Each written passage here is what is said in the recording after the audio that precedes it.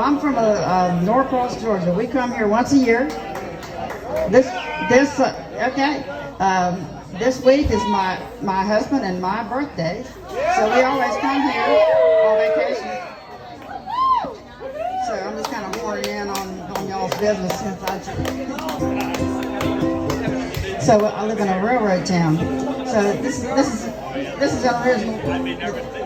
It's kind of my public service announcement. All right. So when you're traveling through a railroad town, you got to pay attention because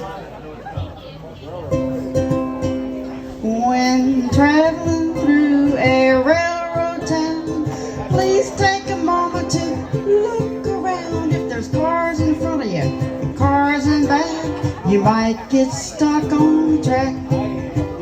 I know you get distracted with the traffic jam. Maybe didn't notice they were slowed down.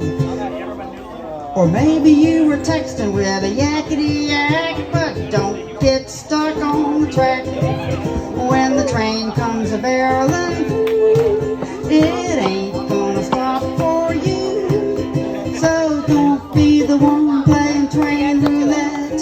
Can't go forward, can't go back. Don't let the train cut the Lexus in half. Don't get stuck